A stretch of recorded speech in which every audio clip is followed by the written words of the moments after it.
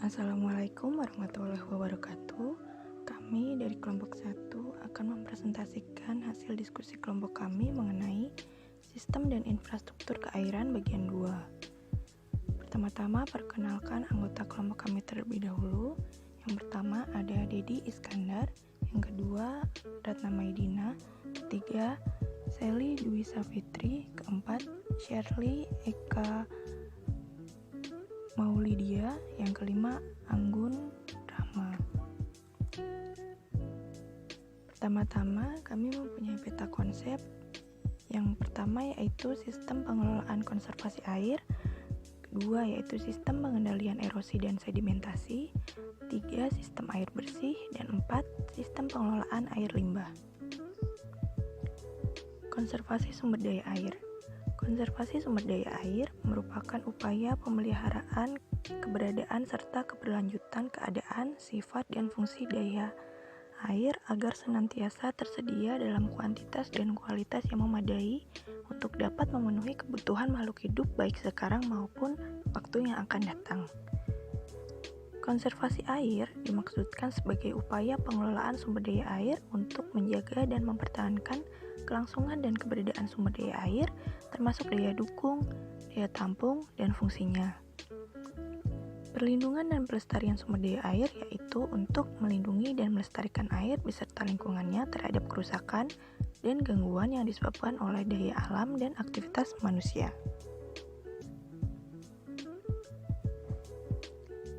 Pelestarian sumber daya air. Prinsip dasar pelestarian sumber daya air yaitu dengan mengelola bentang lahan atau landscape dengan baik sesuai prinsip-prinsip hidrologi, mengelola bentang lahan dengan memperbesar resapan air atau infiltration, dan memperkecil aliran permukaan atau surface runoff.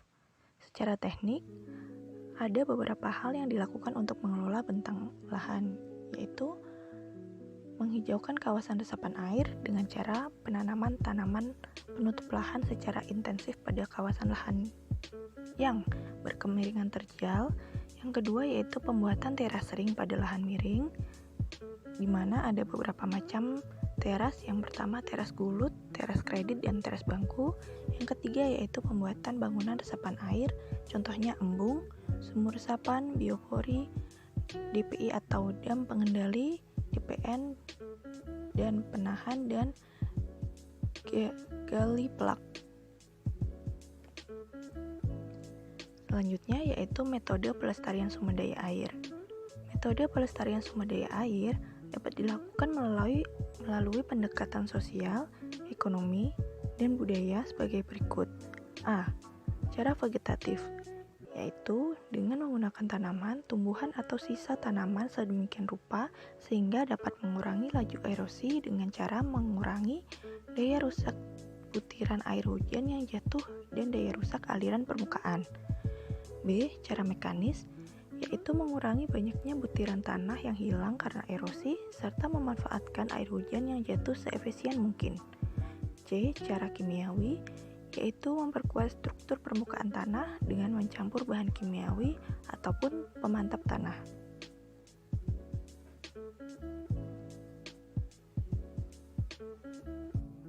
Sistem pengendalian erosi dan sedimentasi.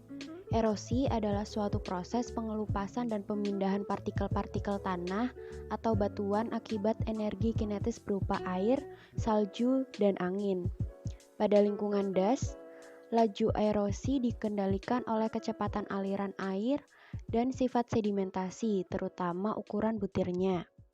Sedimentasi sendiri adalah proses pengendapan butir-butir tanah yang telah terhanyutkan atau terangkut pada tempat-tempat yang lebih rendah dan atau pada sungai-sungai atau waduk-waduk. Erosi dapat disebabkan oleh air dan angin. Faktor-faktor yang menyebabkan terjadinya erosi oleh air adalah curah hujan, kemiringan lereng atau topografi, jenis tanah, tata guna lahan, dan tanaman penutup tanah. Sedangkan daerah yang peka terhadap erosi angin antara lain pantai pasir, daerah semi kering atau kering, atau pada lahan tambang yang dibuka sangat luas. Dampak utama dari erosi angin antara lain yang pertama penurunan produktivitas lahan, Yang kedua, gangguan debu, dan yang ketiga, terjadinya endapan debu pada selokan, kanan kiri jalan, pagar, dan bangunan-bangunan. Untuk mengendalikan erosi angin dalam jangka yang lama digunakan tanaman tahunan atau tanaman penutup tanah. Sebelum tanaman berfungsi, dilakukan tindakan yang pertama menggunakan mulsa sebagai penutup lahan, yang kedua membuat kondisi tanah tahan terhadap erosi dengan cara membiarkan tanah tetap menggumpal, membasahi permukaan tanah, dan membuat lekukan-lekukan tanah. Yang ketiga, mengurangi kecepatan angin dengan membuat pemecah angin. Nah, pemecah angin ini dapat berupa deretan pohon atau semak belukar yang dibiarkan tumbuh atau ditanam tegak lurus arah angin. Pohon atau semak belukar yang ditanam sebaiknya dari jenis tanaman yang cepat tumbuh dan kuat atau dapat pula dengan membuat pagar. Sedangkan cara untuk mengendalikan erosi air antara lain yang pertama meminimalisasikan areal terganggu dengan membuat rencana detail kegiatan penggunaan lahan tambang dan reklamasi, membuat batas-batas yang jelas areal tahapan pengembangan, penebangan pohon sebatas areal yang akan dilakukan penggunaan lahan tambang, dan pengawasan yang ketat pelaksanaan penebangan pepohonan. Yang kedua, membatasi atau mengurangi kecepatan air limpasan dengan pembuatan teras, pembuatan salur diversi atau pengelak, dan pembuatan saluran pembuangan air atau SPA. Yang ketiga, meningkatkan infiltrasi atau peresapan air. Caranya dengan pembuatan rorak atau saluran buntu berupa lubang-lubang atau saluran buntu yang dibuat di antara tanaman pokok untuk menampung air dan meresapkannya ke dalam tanah. Dan penggaruan tanah searah kontur. Akibat penggaruan, tanah menjadi gembur dan volume tanah meningkat sebagai media perakaran tanaman. Yang keempat, menampung sedimen. Untuk menampung sedimen, akibat erosi yang terjadi dapat dibuat dam penahan atau dam pengendali. Bila endapan sedimen telah mencapai setengah dari badan bendungan, sebaiknya sedimen dikeruk dan dapat dipakai sebagai lapisan tanah atas. Yang kelima, memperkecil erosi. Untuk memperkecil erosi, terutama pada saat baru selesai penataan lahan, dapat dilakukan melalui kegiatan penanaman cover crop atau tanaman penutup. Pada lahan yang relatif datar, penanaman cover crop dapat dilakukan secara manual, sedangkan pada lahan yang mempunyai kelerengan sedikit terjal dapat dilakukan penanaman cover crop dengan menggunakan hydroseeding.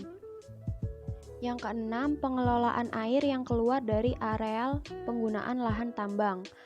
Penyaluran air dari lokasi tambang ke perairan umum harus sesuai dengan peraturan yang berlaku. Bila curah hujan tinggi, perlu dibuat bendungan yang kuat dan permanen yang dilengkapi saluran pengelak. Letak bendungan ditempatkan sedemikian rupa sehingga air larian mudah ditampung dan dibelokkan, serta kemiringan saluran air jangan terlalu curam. Dalam membuat bendungan permanen, sebaiknya dilengkapi dengan saluran pelimpah atau spillways, pipa pembuangan atau outlet, dan lain-lain yang dianggap perlu. Selanjutnya, sistem air bersih. Air bersih adalah air yang digunakan untuk keperluan sehari-hari dan akan menjadi air minum setelah dimasak terlebih dahulu. Sebagai batasannya, air bersih adalah air yang memenuhi persyaratan bagi sistem penyediaan air. Adapun persyaratan yang dimaksud adalah persyaratan dari segi kualitas fisik, kimia, biologi, dan radiologi sehingga apabila dikonsumsi tidak menimbulkan efek samping. Next. Selanjutnya, sumber-sumber air bersih. Sumber-sumber air bersih terbagi menjadi dua sumber, yaitu air permukaan dan air tanah. Air permukaan adalah air yang sudah tersedia di alam, contohnya sungai, rawa, danau, laut. Pada umumnya, air permukaan ini akan mendapat pengotoran selama pengalirannya, misalnya oleh lumpur, batang-batang kayu, daun-daun, kotoran industri, dan sebagainya. Kekeruhan air permukaan cukup tinggi karena banyak mengandung lempung dan substansi organik. Nah, air permukaan ini terbagi menjadi dua, yaitu air danau dan air sungai.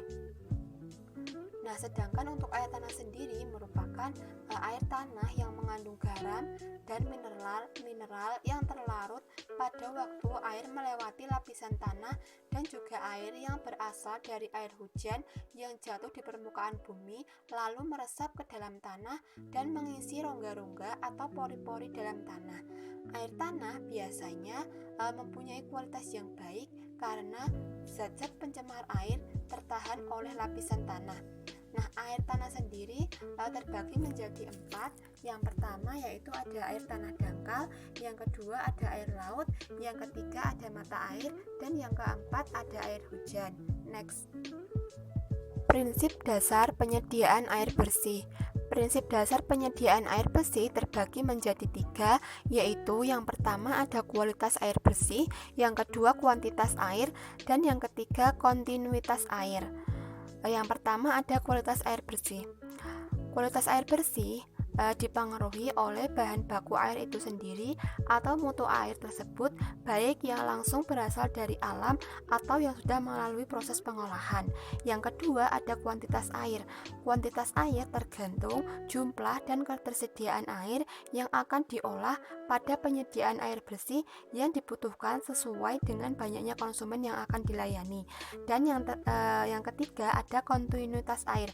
Nah, kontinuitas air ini menyangkut kebutuhan air yang terus-menerus digunakan karena air merupakan kebutuhan pokok manusia, apalagi air sangat dibutuhkan pada saat musim kemarau tiba. Next. Nah, selanjutnya ada pencegahan pencemaran air bersih. Dalam penyediaan air dapat meliputi beberapa peralatan seperti tangki air bawah tanah dan dapat juga tangki air di atas atap pompa-pompa, perpipaan, dan lain-lain. Dalam peralatan yang digunakan yaitu air minum yang akan dialirkan ke tempat-tempat yang akan dialirkan ke para konsumen tanpa mengalami pencemaran. Hal-hal yang dapat menyebabkan pencemaran antara lain adalah masuknya kotoran-kotoran tikus ataupun serangga-serangga ke dalam tangki air dan dapat menjadi karat. Nah, ada juga lumutan atau rusak bahan tangki atau mungkin pipa distribusi dan terhubungnya pipa air minum dengan pipa lainnya dan tercampurnya air minum dengan air kualitas lainnya. Next. Selanjutnya, sistem pengelolaan air limbah. Pengelolaan air limbah adalah suatu proses yang dijalankan untuk menghilangkan atau membersihkan limbah efluen atau limbah hasil kegiatan industri, komersial, atau rumah tangga dari air sehingga air dapat dimanfaatkan kembali oleh lingkungan tanpa memberikan dampak negatif ataupun dapat digunakan kembali dalam proses industri, komersial, dan rumah tangga tersebut. Secara umum, pengelolaan air limbah ditunjukkan untuk mengurangi kandungan bahan pencemar seperti senyawa organik yang tidak dapat diuraikan oleh mikroorganisme yang ada di alam, senyawa anorganik, padatan tersuspensi, dan juga mikroba patogen. Selanjutnya yaitu karakteristik air limbah. Karakteristik air limbah meliputi karakteristik fisik, kimia, dan juga biologi. Nah, untuk karakteristik fisik, air limbah pada umumnya terdiri dari air dan sebagian kecil terdiri dari bahan-bahan padat dan suspensi. Biasanya berwarna suram seperti larutan sabun, sedikit berbau, kadang-kadang mengandung potongan bahan-bahan sisa produksi, dan sebagainya. Karakteristik fisik yang lain ini termasuk bau, temperatur, dan warna juga harus diperhatikan. Selanjutnya untuk karakteristik kimia. Biasanya air buangan ini mengandung campuran zat-zat kimia anorganik yang berasal dari air bersih serta bermacam-macam zat organik yang berasal dari penguraian bahan yang digunakan untuk produksi dan lainnya. Beberapa karakteristik yang dapat dilihat dari zat-zat kimia ini antara lain BOD, COD, keasaman air, oksigen terlarut, amoniak, nitrit, nitrogen, logam berat seperti tembaga, kadmium, air raksa, timah, kromium, besi, dan nikel. serta arsen, selenium, kobalt, mangan, dan juga aluminium. Nah, kemudian ada karakteristik biologi. Terkait dengan karakteristik biologi ini, secara umum beberapa mikroorganisme penting dalam air limbah dan air permukaan antara lain bakteri, jamur, protozoa, dan juga algae. Mereka berperan penting dalam proses dekomposisi atau stabilisasi organik. Selanjutnya, pengolahan air limbah. Nah, pengolahan air limbah membutuhkan tahap-tahap yang sangat detail untuk mendapatkan hasil yang sesuai dengan standar yang diterapkan.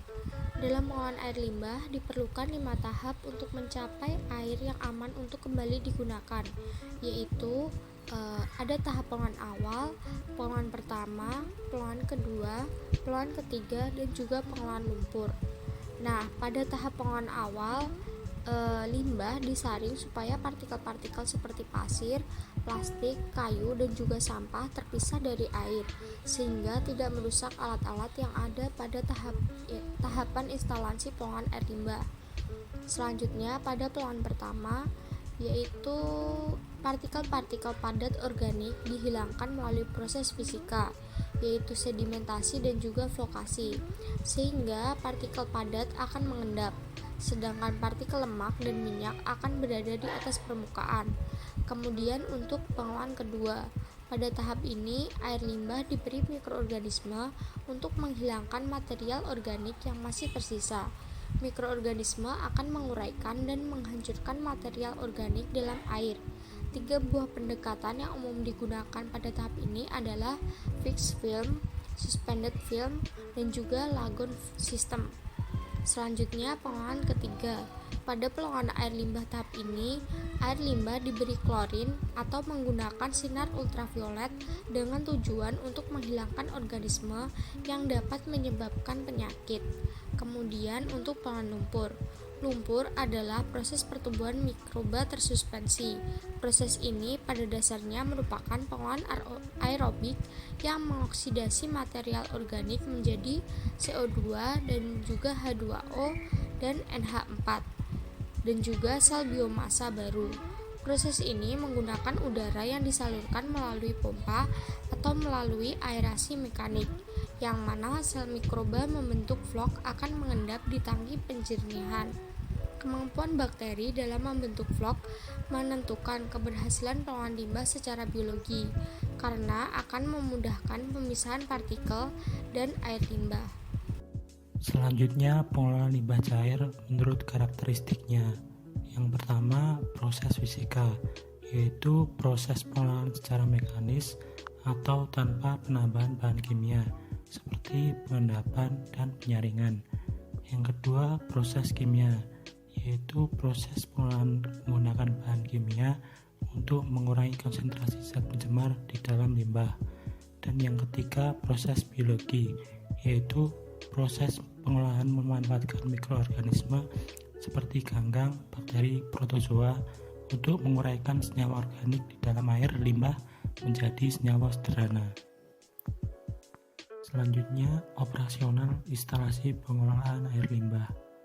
Diawali dengan masuknya air limbah melalui pipa inlet menuju ke bak ekualisasi, kemudian masuk ke tahap pra-pengolahan, pengolahan primer, dan pengolahan sekunder, dan diakhiri dengan pengolahan lumpur dan limbah dapat keluar melalui pipa effluent. Selanjutnya ada beberapa parameter kualitas air limbah.